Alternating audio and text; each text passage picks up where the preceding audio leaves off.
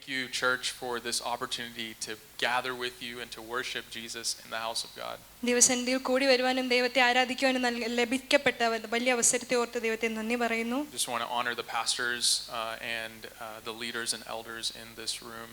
Thank you for the opportunity to preach the word of God. സഭയിലായിരിക്കുന്ന ദൈവദാസന്മാർ എല്ലാ ദൈവമക്കൾക്കും എൻ്റെ സ്നേഹവന്ദനത്തെ അറിയിക്കുകയാണ്. We will be in Exodus chapter 32 this morning. നമ്മളിന്ന് വായിക്കാനായിട്ട് അല്ലെങ്കിൽ നമ്മൾ ചിന്തിക്കാനായി പോകുന്നത് പുറപ്പാട് പുസ്തകം 32-ാം അധ്യായത്തിലേക്കാണ്. While you're turning there, I'm going to quickly share a little bit of my testimony. നിങ്ങൾ വേദപുസ്തകം എടുക്കുന്ന സമയം കൊണ്ട് ഞാൻ എൻ്റെ സാക്ഷ്യത്തിന്റെ ചെറിയ ശകലങ്ങൾ നിങ്ങൾ മുന്നിൽ പറയാൻ ആഗ്രഹിക്കുകയാണ്. Born and raised in Dallas, Texas. ഡാലസിൽ ജനിക്കുകയും വളർത്തപ്പെടുകയും ചെയ്തതിനോടനുബന്ധിച്ച് Dallas, Texas, and did my studies there. ഞാൻ എൻ്റെ പഠനം എല്ലാം അവിടെയായിരുന്നു. And then worked for a pharmacy chain, multi-site chain for several years. ഒത്തിരി വർഷം ഒരു ഫാർമസി ചെയിനുമായിട്ട് ബന്ധപ്പെട്ടാണ് ഞാൻ വർക്ക് ചെയ്യാനിടയായി തീർന്നത്, ജോലി ചെയ്യാനിടയായി തീർന്നത്. Then I helped an independent pharmacy grow for 4 years. 4 വർഷത്തേക്ക് ഞാൻ എൻ്റെ ഒരു ഇൻഡിപെൻഡന്റ് ആയിട്ടുള്ള സ്വതന്ത്രമായിട്ടുള്ള ഒരു ഫാർമസി ചെയിൻ ആരംഭിക്കാനിടയായി തീർന്നു. And then left that a couple of years ago as the Lord was calling me into full-time ministry. ഞാൻ പൂർണ്ണമായി ദൈവസന്നിധിയിൽ അല്ലെങ്കിൽ ദൈവത്തിന്റെ വേലയ്ക്ക് വേണ്ടി എന്നെ ദൈവം പൂർണ്ണമായി അതിലേക്ക് വിളിച്ചുകൊണ്ടിരിക്കുകയായിരുന്നു അതിനിടയ്ക്ക്. So last year the Lord led me and gave me boldness and courage to take a huge leap of faith and leave all the things, the secular things, for the gospel. കഴിഞ്ഞ വർഷം ദൈവം പൂർണ്ണമായി അതിലേക്ക് എന്നെ പൂർണ്ണമായി സമർപ്പിക്കപ്പെടുവാനും അതിലേക്ക് പൂർണ്ണമായി ഇറങ്ങുവാനുമുള്ള ഒരു ബോൾഡ്നെസ് അല്ലെങ്കിൽ ഒരു ധൈര്യം ദൈവം എനിക്ക് തരുവാൻ ഇടയായി തീർന്നു. At the beginning of this year, a group of people started to gather and worship Jesus together, and we gathered as a church. തുടക്കത്തിൽ കുറച്ച് ആൾക്കാർ കൂടി ചേർന്ന് ദൈവത്തെ ആരാധിക്കുവാനും സ്തുതിക്കുവാനുമായി ആരംഭിച്ചു. And so I get the honor of pastoring and leading that church. എനിക്ക് അതുകൊണ്ട് ആ സഭയുടെ ഒരു പാസ്റ്റർ എന്ന നിലയിലേക്ക് ഉയരുവാൻ ദൈവം സഹായിച്ചു. That church has Americans, Africans, Mexicans. It is a very diverse group of people. ഒത്തിരി പേരടങ്ങുന്ന ആഫ്രിക്കൻസ്, അമേരിക്കൻസ്, അങ്ങനെ ഒരു വലിയ ഒരു ഡൈവേഴ്സ് ഓഫ് പീപ്പിൾ, ലൈക്ക് ഒത്തിരി ആൾക്കാർ കൂടി വരുന്ന ഒരു സഭയായത് മാറുവാൻ ഇടയായി തീർന്നു. And so we're asking the Lord to save the lost in our city. We're asking the Lord to save the lost in our city. നഷ്ടപ്പെട്ടു പോകുന്ന ഒത്തിരി പേരുടെ ഇടയിൽ ദൈവം ഞങ്ങളെ ഉപയോഗിക്കാനായി ഞങ്ങൾ പ്രാർത്ഥിച്ചുകൊണ്ടേയിരിക്കുകയായിരുന്നു. The church is called Every City Church. സഭയുടെ പേര് എവറി സിറ്റി ചർച്ച് എന്നാണ്. And the vision behind the name is to see disciples made in every city in the Dallas Metroplex and to the nations. ഡാലസിലെ എല്ലാ സിറ്റികളിൽ നിന്നും കർത്താവിന് വേണ്ടിയിട്ട് അനുയായികളെ ഡിസൈപ്പിൾസിനെ നിരത്താനാണ് സഭയുടെ ഏക ലക്ഷ്യവും ഉദ്ദേശവും എന്ന് ദൈവം അവരെ പഠിപ്പിക്കാൻ ഇടയായി. And that's a big prayer. അതൊരു വലിയ പ്രാർത്ഥനയാണ്. That's a huge dream.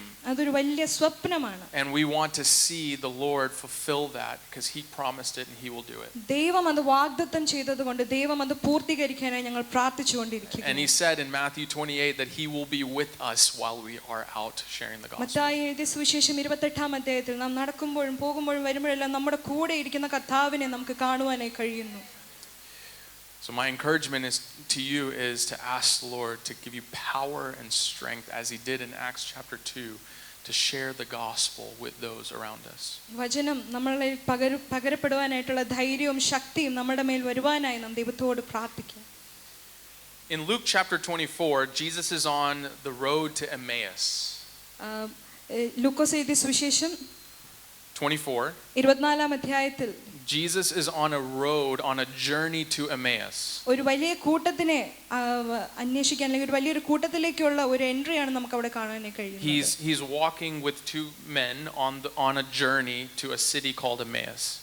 എമ്മാസ് എന്ന് പറയുന്ന ഒരു സിറ്റിയിലേക്ക് അല്ലെങ്കിൽ ഒരു ചർച്ചിലേക്ക് രണ്ട് പേരോട് കൂടി കർത്താവ് അവരുടെ കൂടെ അങ്ങോട്ട് നടന്നു ചെല്ലുകയാണ്. And he had just risen from the dead.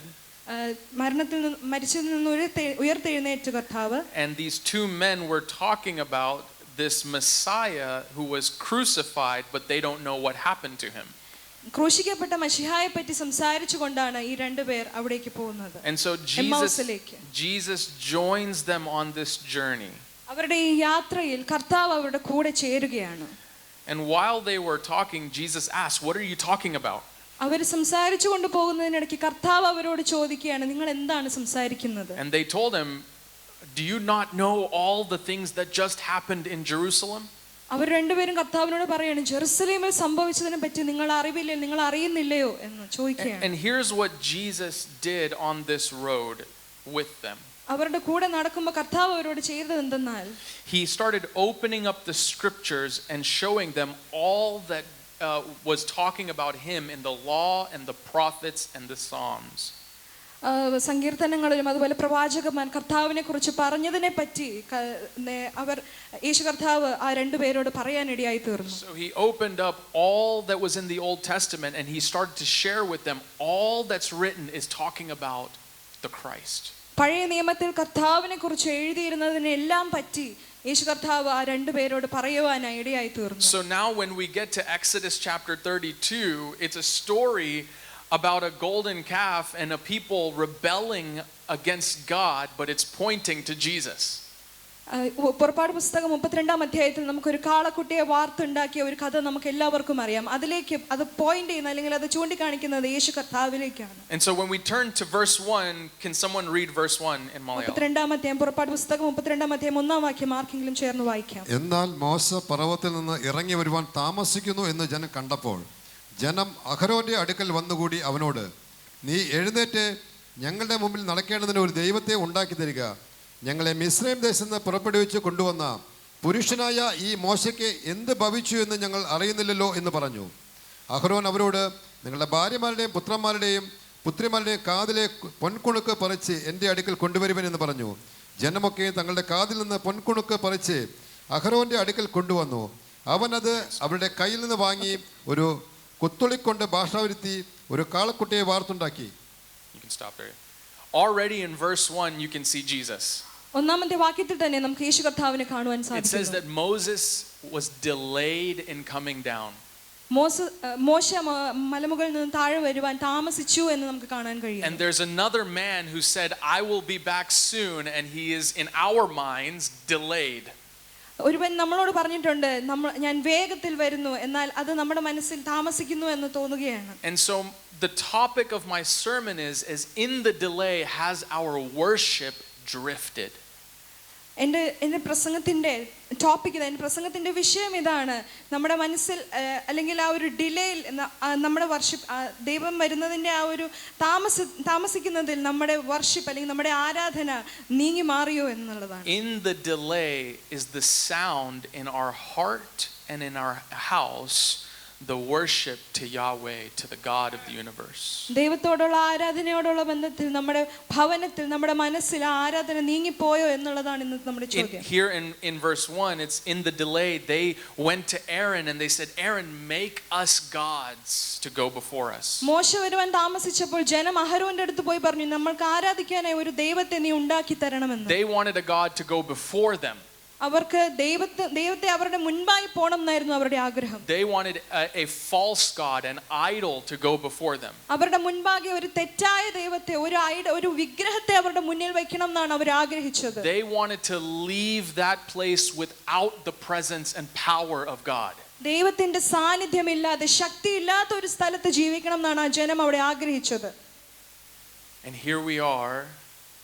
Are we taking steps in our lives without the presence of our living God? നമ്മുടെ ദൈവത്തിന്റെ സാന്നിധ്യം ഇല്ലാതെയാണോ നാം നമ്മുടെ ജീവിതത്തിലെ ഓരോ ചുവടുകളും എടുക്കുന്നത്? So Aaron said, take off the gold and bring it to him.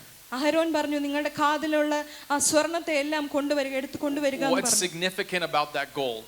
ആ സ്വർണ്ണത്തിന്റെ പ്രാധാന്യം എന്താണ്? It's valuable to them. അവർക്കത് വളരെ പ്രാധാന്യമുള്ള, വളരെ വാല്യൂ ഉള്ള ഒരു കാര്യമായിരുന്നു. The more they had, it gave them identity. അവർക്കത് കൂടുതലുള്ളവർക്ക് അതൊരു വലിയ ഒരു വ്യക്തിത്വത്തിന് അല്ലെങ്കിൽ അവർക്കൊരു ഐഡന്റിറ്റി നൽകാൻ ഇടയായി തീർന്നു. It gave them affluence and influence. അവർക്ക് അതൊരു വലിയ സ്വാധീനത്തെ നൽകാൻ ഇടയായി തീർന്നു. Let me ask you, what do you find valuable in your life? നിങ്ങളുടെ ജീവിതത്തിൽ നിങ്ങൾ എന്താണ് ഏറ്റവും കൂടുതൽ പ്രാധാന്യമുള്ളതായി കാണുന്നത്? What gives you your identity? നിങ്ങളുടെ ഐഡന്റിറ്റി അല്ലെങ്കിൽ നിങ്ങളുടെ വ്യക്തിത്വം എന്താണ് ഡിഫൈൻ ചെയ്യുന്നത്? Is it your job? നിങ്ങളുടെ ജോലിയാണോ? Is it your education? നിങ്ങളുടെ പഠനമാണോ? Is it the degrees that you have? നിങ്ങൾക്കുള്ള ഡിഗ്രികളാണോ? Is it how much money you make? നിങ്ങൾ സമ്പാദിക്കുന്ന പണമാണോ? The house that you live in? നിങ്ങൾക്കുള്ള വീടാണോ? The car that you drive? നിങ്ങൾ drive ചെയ്യുന്ന കാറാണോ? Is that what gives you your identity? അതാണോ നിങ്ങളുടെ identity, നിങ്ങളുടെ വ്യക്തിത്വം? Or is it the fact that you are children of God? നിങ്ങൾക്കുള്ള ആ ഒരു ധൈര്യം, ഞാൻ ദൈവത്തിന്റെ മക്കളാണെന്നുള്ള ധൈര്യമാണോ നിങ്ങളുടെ ഏറ്റവും വലിയ identity? See, they found the gold valuable and they brought what was valuable to Aaron.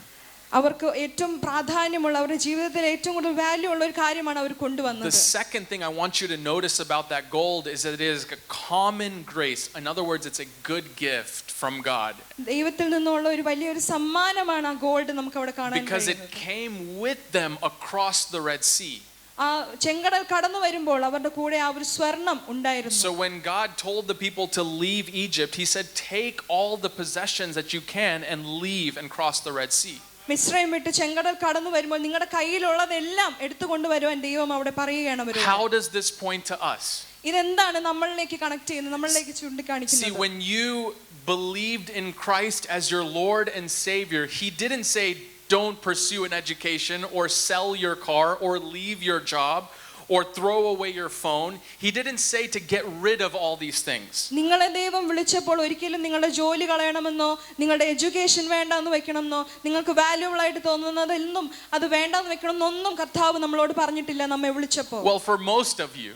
പക്ഷേ ഒരുപാട് പേർക്കും. But for some of you like me, God will call us to leave our job. എന്നാൽ ചിലരോട് ദൈവം പറയും എല്ലാം വിട്ട് ഇറങ്ങാനായിട്ട്. But for most of you, he didn't say throw away these things. എന്നാൽ ഒരുപാട് പേരോടും ഇതൊന്നും ഉപേക്ഷിക്കണമെന്ന് കർത്താവ് നമ്മളോട് പറഞ്ഞിട്ടില്ല. These good gifts came with us across the sea of salvation. എന്നാൽ നമ്മുടെ രക്ഷ നമ്മൾ കടന്നു വന്നപ്പോൾ, നമ്മൾ രക്ഷിക്കപ്പെട്ടു വന്നപ്പോൾ നമ്മുടെ കൂടെ ഈ ഒരു കാര്യം ദൈവം നമുക്ക് നൽകി തന്ന ആ വാല്യൂബിൾ ആയിട്ടുള്ള കാര്യങ്ങളും നമ്മുടെ കൂടെ തന്നെ ഉണ്ടായിരുന്നു. The problem becomes when these good gifts are elevated above God. എന്നാൽ പ്രശ്നം എവിടെയാ സംഭവിക്കുന്നതെന്ന് വെച്ചാൽ നമ്മൾക്ക് ദൈവം നൽകി തന്ന ഈ സമ്മാനങ്ങൾ, ഈ ഗിഫ്റ്റുകളെല്ലാം ദൈവത്തിന്റെ മുകളിൽ നാം വെക്കുമ്പോഴാണ്. See, God wants our attention and our affections. ദൈവത്തിന് നമ്മുടെ ശ്രദ്ധയും നമ്മുടെ സ്നേഹവുമാണ് ആവശ്യം. But when these good gifts steal that attention and affection, you have just put those good gifts in the place of where our God should be. എന്നാൽ ദൈവം നമുക്ക് നൽകി തരുന്ന ഈ സമ്മാനങ്ങൾ അല്ലെങ്കിൽ ഈ വിശിഷ്ടമായ സാധനങ്ങൾ നമ്മൾ ദൈവത്തിന്റെ മുകളിൽ വെക്കുമ്പോൾ അവിടെ നഷ്ടപ്പെടുകയാണ് ചെയ്യുന്നത്. So take a moment right now and ask yourself, what has your attention and what has your affection? നമുക്ക് ഇപ്രകാരം ഒന്ന് ചിന്തിക്കാം, നമ്മുടെ ജീവിതത്തിൽ ഏറ്റവും കൂടുതൽ പ്രാധാന്യം എന്തിനോടാണ് നമുക്ക് ഏറ്റവും കൂടുതൽ താല്പര്യം, നമ്മുടെ ജീവിതത്തിൽ ഏറ്റവും പ്രധാനപ്പെട്ടത് എന്താണ്? What keeps you awake at night? നമ്മളെ രാത്രിയിൽ ഉണർത്തുന്നത് എന്താണ്? What is it that consumes your mind? നമ്മുടെ മനസ്സിനെ ചിന്തിപ്പിക്കുന്നത്, നമ്മുടെ മനസ്സിലുള്ളത് എന്താണ്? Is it God and the things of God? അത് ദൈവം നൽകി തരുന്ന കാര്യങ്ങളുമാണോ? Is it the worship of the living God? അത് ദൈവത്തോടുള്ള ശരിയായ ആരാധനയാണോ? Is it the word of God richly dwelling in you? നമ്മളുടെ ഉള്ളിലുള്ള ദൈവത്തിന്റെ വചനമാണോ? Or are the thorns and the thistles choking up the presence of God? ദൈവത്തിൽ നിന്ന് നമ്മളെ വേർപിരിക്കുന്ന കാര്യങ്ങളാണോ? എന്താണ് നമ്മുടെ ജീവിതത്തിൽ ഏറ്റവും പ്രാധാന്യമുള്ളത്? Is it the worries of the world that are choking it up? നമ്മുടെ ജീവിതത്തിലുള്ള നമ്മുടെ വിഷമങ്ങളാണോ, നമ്മുടെ പ്രശ്നങ്ങളാണോ നമ്മളെ അലട്ടുന്നത്? Okay, we're going to keep going through Exodus 32. You ready? Okay, നമ്മൾ മുന്നോട്ട് പോകുമ്പോൾ നമുക്ക് കാണാൻ കഴിയുന്നു. Okay, so God heard and saw that these people are worshiping this golden calf. ഈ സ്വർണ്ണ കാളക്കുട്ടിയെ ജനം ആരാധിക്കുന്നത് കണ്ടിട്ട്. And read verse 9 and 10. 9 and 10 9 10. ഞാൻ ഈ ജനത്തെ നോക്കി, അത് ദുശാഠ്യമുള്ള ജനമാകുന്നു എന്ന് കണ്ടു. അതുകൊണ്ട് എൻ്റെ കോപം അവർക്ക് വിരോധമായി ജ്വലിച്ച് ഞാൻ അവരെ ദഹിപ്പിക്കേണ്ടതിനെ എന്നെ വിടുക.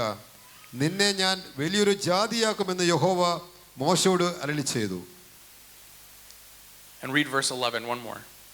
എന്നാൽ മോശ തൻ്റെ ദൈവമായ യഹോവയോട് അപേക്ഷിച്ച് പറഞ്ഞത്, യഹോവേ, നീ മഹാബലം കൊണ്ടും ഭുജവീര്യം കൊണ്ടും മിസ്രൈം ദേശത്ത് നിന്ന് കൊണ്ടുവന്ന നിന്റെ ജനത്തിന് വിരോധമായി നിന്റെ കോപം ജ്വലിക്കുന്നത് എന്ത്? Do you see Jesus here? നിങ്ങൾ ഇവിടെ യേശുവിനെ കാണുന്നുണ്ടോ?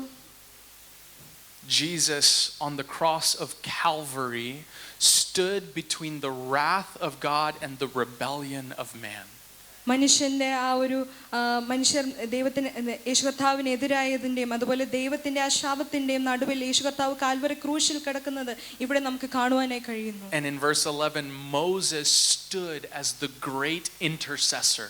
അവിടെ 11-ാം വാക്യത്തിൽ നമുക്ക് കാണാൻ കഴിയുന്നു ഒരു മീഡിയേറ്ററായി ഒരു നടുക്ക് ഒരു മധ്യസ്ഥനായി മോശ നിൽക്കുന്നത് കാണാനായി നമുക്ക് He കഴിയും. stood between the wrath of God and the rebellion and the ignorance of the people. ജനത്തിന്റെ ആ ഒരു മത്സരത്തിന്റെയും അതുപോലെ ദൈവത്തിന്റെ ആ ഒരു ശാപത്തിന്റെയും ഇടയ്ക്ക് ആ കോപത്തിന്റെയും ഇടയ്ക്ക് മോശ ഇവിടെ നിൽക്കുന്നതായി നമുക്ക് കാണുവാൻ You're doing great. You're doing great. Verse 15 15-ാം വാക്യം നമുക്ക് and വായിക്കാം. 16. 16-15 മോശ തിരിഞ്ഞ് പർവ്വതത്തിൽ നിന്ന് ഇറങ്ങി. സാക്ഷ്യത്തിന്റെ പലക രണ്ടും അവന്റെ കയ്യിലുണ്ടായിരുന്നു. പലക ഇപ്പുറവും അപ്പുറവുമായി ഇരുവശത്തും എഴുതിയിരുന്നു. പലക ദൈവത്തിന്റെ പണിയും പലകയിൽ പതിഞ്ഞ എഴുത്ത് ദൈവത്തിന്റെ എഴുത്തുമായിരുന്നു. So now God relented. He held back his anger because of Moses's intercession. ദൈവം തന്റെ കോപത്തെ പിന്നോട്ട് മാറ്റി വെക്കുകയാണ് കാരണം മോശ അവിടെ ഒരു മധ്യസ്ഥനായി നിൽക്കുന്നത് കൊണ്ട്. Moses had been on the mountain for 40 days and God had given him the tablets of testimony, which is the 10 commandments. 10 കൽപ്പനകൾ 40 ദിവസം ആ മലമുകളിൽ മോശ ആയിരിക്കുമ്പോൾ ദൈവം മോശയ്ക്ക് നൽകി കൊടുത്തതായിരുന്നു. Verse 16 says that these tablets were the work of God and the writing of God was engraved on it. 16-ാം വാക്യത്തിൽ നമുക്ക് കാണാൻ കഴിയുന്നു പലക ദൈവത്തിന്റെ പണിയും പലകയിൽ പതിഞ്ഞ എഴുത്തും ദൈവത്തിന്റെ എഴുത്തുമായിരുന്നു It എന്ന്. pointed to God. അത് ദൈവത്തിലേക്ക് ചൂണ്ടിക്കാണിച്ചിരുന്നു. So when you have testimony time here, you're testifying of God's character. ഇവിടെ നമ്മൾക്ക് സാക്ഷ്യത്തിന്റെ സമയമുള്ളപ്പോൾ നാം ദൈവത്തിന്റെ സ്വഭാവമാണ് ഇവിടെ ഉയർത്തി കാണിക്കുന്നത്. You're not testifying about yourself, you're testifying about God. നമ്മൾ നമ്മളെക്കുറിച്ച് മാത്രമല്ല പറയുന്നത്, നമ്മളെക്കുറിച്ചല്ല പറയേണ്ടത്, നാം ദൈവത്തിന്റെ നാമത്തെയാണ് ഇവിടെ So ഉയർത്തുന്നത്. here the law is written on tablets, but in Jeremiah, the book of Jeremiah, it says the law is written on our hearts. ഇവിടെ എഴുതിയിരിക്കുന്നു പലകയിലാണ് ദൈവത്തിന്റെ കൽപ്പനകൾ എഴുതിയിരിക്കുന്നത്, എന്നാൽ യിരെമ്യാ പ്രവചനത്തിൽ നമുക്ക് കാണാൻ കഴിയും നമ്മുടെ ഹൃദയത്തിലാണ് ദൈവത്തിന്റെ വചനം And എഴുതിയിരിക്കുന്നത്. so when you go out into the world, you are the testimony of God. എന്നാൽ നാം പുറത്ത് ലോകത്തേക്ക് നാം ഇറങ്ങി ചെല്ലുമ്പോൾ നമ്മളാണ് ദൈവത്തിന്റെ സാക്ഷികൾ, കാരണം നമ്മുടെ ഹൃദയത്തിൽ വചനം എഴുതിയിരിക്കുന്നു. You point to the character of God. നാം ദൈവത്തിന്റെ സ്വഭാവത്തിലേക്കുള്ള ചൂണ്ട് പലകകളാകുന്നു. Now verse 17, it says that Joshua heard a noise. 17-ാം വാക്യത്തിൽ നമുക്ക് കാണാൻ കഴിയുന്നു യോശുവ ഒരു ശബ്ദം കേൾക്കുകയാണ്. He told Moses, it sounds like the noise of war. അത് മോശയോട് പറയുകയാണ്, അത് ദൈവത്തിന്റെ യോശുവ പറയും. In verse 17, you can look at it if you have it in Malayalam. It sounds like the noise. വിളിക്കുന്ന ഘോഷം യോശുവ കേട്ടപ്പോൾ അവൻ മോശയോട് പാളയത്തിൽ യുദ്ധഘോഷമുണ്ട് എന്ന് പറഞ്ഞു. And Moses says, this is not the sound of war, this is the sound of it's not the sound of victory or defeat, it's the sound of singing that I hear. ഒരു ഡിഫീറ്റിന്റെ അല്ലെങ്കിൽ ഒരു യുദ്ധത്തിന്റെ ഒരു ശബ്ദമല്ല ഞാൻ കേൾക്കുന്നത്,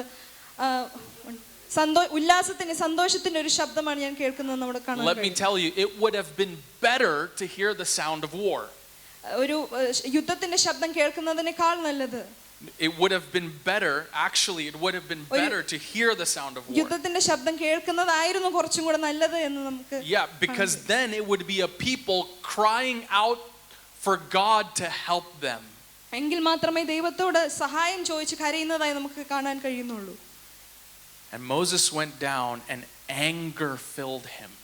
മോശ താഴെ ചെന്നപ്പോൾ ആ മലയുടെ താഴെ ചെന്നപ്പോൾ ആ ദേഷ്യം ആ ഒരു കോപം തന്റെ ഉള്ളിൽ നിറയാൻ ഇടയായി തീർന്നു. And what did he do with the tablets? എന്നാൽ താൻ എന്താണ് ആ പലക കൊണ്ട് ചെയ്തത്? He broke it. താൻ അത് നശിപ്പിച്ചു കളയാൻ അല്ലെങ്കിൽ അത് പൊട്ടിച്ചു കളയാൻ ഇടയായി തീർന്നു. In that moment I would say the heart of God was broken. ആ സമയത്ത് നമുക്ക് കാണാൻ കഴിയും ദൈവത്തിന്റെ ഹൃദയം അവിടെ നശിക്കപ്പെട്ട അല്ലെങ്കിൽ ദൈവത്തിന്റെ ഹൃദയം അവിടെ തകരപ്പെട്ടതായി നമുക്ക് കാണാൻ കഴിയുന്നു. Because the sound in the heart and in the house was not right. എന്നാൽ ആ പാളയത്തിൽ ഉണ്ടായിരുന്ന ശബ്ദം ശരിയല്ലാത്തത് കൊണ്ടാണ് അത് സംഭവിക്കാൻ ഇടയായി തീർന്നത്. Now there's another moment where the sound is wrong in the house. മറ്റൊരു സമയമുണ്ട് ആ പാളയത്തിലെ ശബ്ദം അത് തെറ്റായി പോയ ഒരു സമയവും നമുക്ക് കാണാൻ കഴിയും. Turn with me to John chapter 2. I'm going to end real quick. യോഹന്നാന്റെ സുവിശേഷം 2-ാം അധ്യായം. John chapter 2, Jesus has just finished the wedding in Cana, turning water into wine. കാനാവിലെ കല്യാണത്തിലെ വെള്ളം വീഞ്ഞാക്കി വരുന്ന കർത്താവ്. And in verse 11, it says that his glory was made manifest. 11-ാം വാക്യത്തിൽ നമുക്ക് കാണുവാൻ കഴിയുന്നു യേശു ഇതിന് അടയാളങ്ങളുടെ ആരംഭമായി ഗലീലയിൽ കാനാവിൽ വെച്ച് ചെയ്ത് തന്റെ മഹത്വം വെളിപ്പെടുത്തി. And the disciples believed in him. തന്റെ ശിഷ്യന്മാർ അവനിൽ വിശ്വസിച്ചു എന്ന് കാണാൻ കഴിയും. And that glory here in the next few verses enters into the temple. ഈ ഒരു ദൈവത്തിന്റെ മഹത്വമാണ് ദൈവത്തിന്റെ ആലയത്തിലേക്ക് അടുത്ത വാക്യങ്ങളിൽ കയറുവാനിടയായി തീർന്നത്. And what is the sound in the temple? എന്താണ് ആലയത്തിലെ അപ്പോഴത്തെ ശബ്ദം? What should have been the sound of praying and praising was the sound of the selling of oxen, goat, and sheep.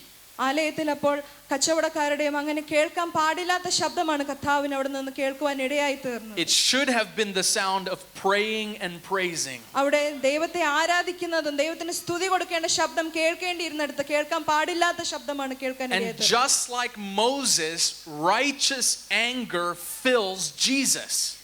മോശയ്ക്ക് ആ പുറപ്പാട് പുസ്തകത്തിൽ ആ നിറഞ്ഞ കോപം അതേ കോപം യേശു കർത്താവിന് ഇവിടെ നിറയാനിടയായി തീർന്നു. And this time when the heart of God is broken, he clears and purifies the temple.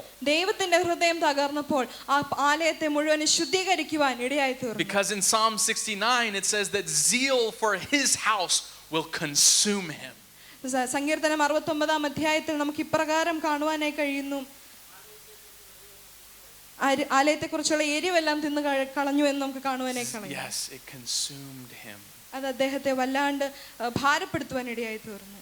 Now there's one time where the sound in the house finally gets right. എന്നാൽ ഒരു സമയത്ത് ആലയത്തിലെ ശബ്ദം ശരിയാകാൻ ഇടയായി തീർന്നു. It's in Acts chapter 2.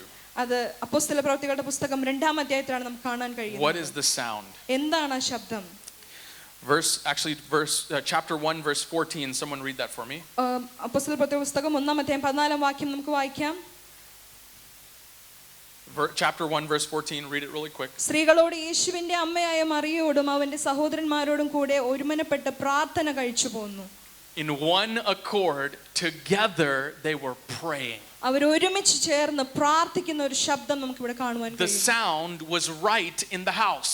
ആ ദൈവത്തിന്റെ ആലയത്തിലെ ശബ്ദം അവിടെ ശരിയായിരുന്നു. And what happened when the sound is right in the house?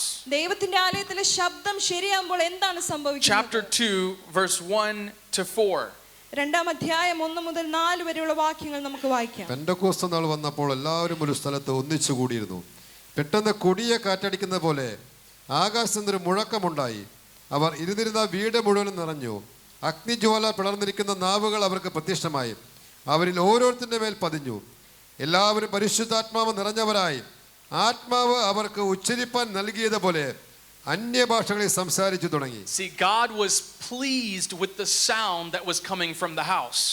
ആ ഭവനത്തിൽ നിന്ന് വരുന്ന ശബ്ദം കേട്ട് ദൈവത്തിന് ഒത്തിരി സന്തോഷം തോന്നി. And when the sound is right in here, heaven will break through.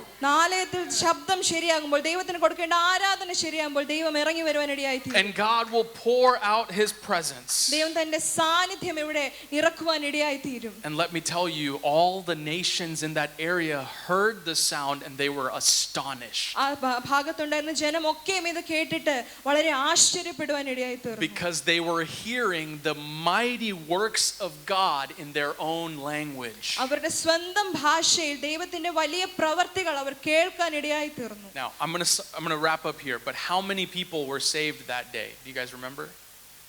നിങ്ങൾ രക്ഷിക്കപ്പെട്ട ദിവസം നിങ്ങൾക്ക് ഓർമ്മയുണ്ടോ? No, how many people were saved that day? മർക്കോസിന്റെ മാളിക മുറിയിൽ അവിടെ എത്ര പേർ രക്ഷിക്കപ്പെട്ടു എന്ന് നിങ്ങൾക്ക് അറിയാമോ? 3,000 people. 3000 പേർ അവിടെ രക്ഷിക്കപ്പെടുവാൻ ഇടയായി തീർന്നു. Read verse 37 of chapter 2. 2-ാം അധ്യായം 37-ാമത്തെ വാക്യം നമുക്ക് വായിക്കാം. ഇത് കേട്ടിട്ട് അവർ ഹൃദയത്തിൽ കുത്തുകൊണ്ട് പത്രോസിനോട് ശേഷം അപ്പോസ്തലൻ. Verse 37 of chapter 2. Now when they heard this, they were pricked, they were cut to the heart. അവന്റെ 41. കുത്തുകൊണ്ട്. Yes, so Peter had just preached. പത്രോസ് അവിടെ ദൈവത്തിന്റെ വചനം ഷെയർ ചെയ്തപ്പോൾ and the people were cut to the heart. അവരുടെ ഹൃദയത്തിൽ കുത്തുകൊള്ളുവാൻ ഇടയായി തീർന്നു. Cut, what cuts? A sword. It's the sword of the word that cut them to the heart. അവരുടെ വചനത്തിന്റെ ആ ഒരു മുറിവ്, വചനം കൊണ്ട് അവരുടെ ഹൃദയത്തിൽ ഒരു മുറിവ് ഉണ്ടാവാൻ ഇടയായി തീർന്നു. Turn back to Exodus 32. പുറപ്പാട് പുസ്തകം 32 നമുക്ക് വീണ്ടും തിരികെ വരാം. Read verse 26 26-ാമത്തെ വാക്യം to 28. 26 മുതൽ 28 വരെയുള്ള വാക്യങ്ങൾ നമുക്ക് മോശ വായിക്കാം. പാളയത്തിന്റെ വാതിക്കൽ നിന്നുകൊണ്ട് യഹോവയുടെ പക്ഷത്തിൽ ഉള്ളവൻ എൻ്റെ അടുക്കൽ വരട്ടെ എന്ന് പറഞ്ഞു. ഇന്നേറെ ലേവ്യരെല്ലാവരും അവൻ്റെ അടുക്കൽ വന്നുകൂടി. അവൻ അവരോട്, നിങ്ങൾ ഓരോരുത്തരും താന്താന്റെ വാള് അരക്കി കെട്ടി Take the sword and put it by your side. Right? ഓരോരുത്തൻ താന്താന്റെ വാള് അരക്കി കെട്ടാൻ അവിടെ പറയുകയാണ്. Keep reading. പാളയത്തിൽ കൂടി വാതിൽ തോറും തന്റെ വാള് അരക്കി കെട്ടി പാളയത്തിൽ കൂടി വാതിൽ തോറും കടന്ന് ഓരോരുത്തരും താന്താന്റെ സഹോദരനെയും താന്താന്റെ സ്നേഹിതനെയും താന്താന്റെ കൂട്ടുകാരനെ കൊന്നുകൊള്ളുവിൻ So എന്നിങ്ങനെ. take the sword and kill. This sword in the Old Testament killed the brother, the companion, and the neighbor. പഴയ നിയമത്തിലെ ഈ വാള് തന്റെ സഹോദരനെ കൊല്ലുവാനാണ് ഉപയോഗിച്ചത്. Keep reading. ഇസ്രായേലിന്റെ ദൈവമായ യഹോവ കൽപ്പിക്കുന്നു എന്ന് പറഞ്ഞു. ലേവ്യർ മോശ പറഞ്ഞതുപോലെ ചെയ്തു. അന്ന് ഏകദേശം 3000 പേർ വീണു. How many people died that day? 3000 എത്ര പേരാണ് അന്ന് മരിച്ചത്? That day 3,000 people died by the sword. അന്ന് എടുത്ത ആ വാള് കൊണ്ട് 3000 പേരാണ് അവിടെ മരിച്ചു വീണത്. Because the sound was wrong in the house. ദൈവത്തിന്റെ ആലയത്തിൽ നിന്ന് അല്ലെങ്കിൽ ദൈവത്തിന്റെ ജനത്തിൽ നിന്ന് വന്ന ശബ്ദം തെറ്റായതുകൊണ്ട് അവിടെ മരിച്ചു വീണത് 3000 പേരാണ്. But when the sound is right in the house, എന്നാൽ ദൈവത്തിന്റെ ആലയത്തിൽ ആ ശബ്ദം ശരിയായപ്പോൾ and the word of God goes forward, ദൈവത്തിന്റെ ശബ്ദം മുന്നോട്ട് വന്നപ്പോൾ the sword of the Spirit gives life. ദൈവത്തിന്റെ ആത്മാവിന്റെ ആ വാള് ജീവൻ നൽകാൻ The ഇടയായി. sword of the Spirit gives salvation. ആത്മാവിന്റെ ആ വാള് രക്ഷ നൽകാൻ ഇടയായി. It awakens people out of death.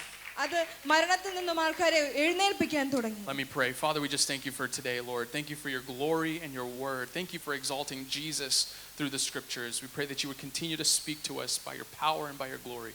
In Jesus' name, amen.